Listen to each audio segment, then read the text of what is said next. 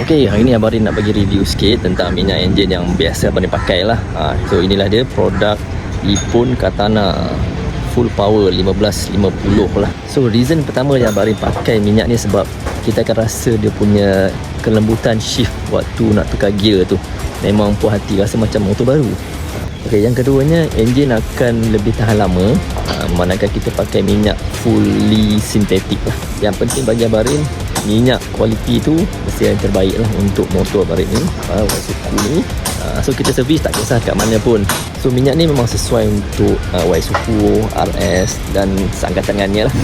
So bila sekali kau dah pakai, confirm second time servis mesti nak pakai lagi. Okey, masa untuk servis Waisuku. Itu dia.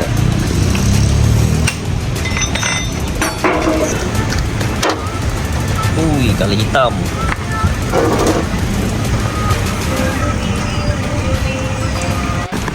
Okey, oil filter yang baru.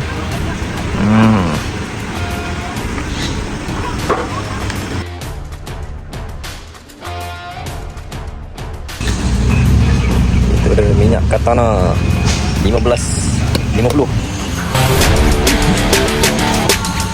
Okay.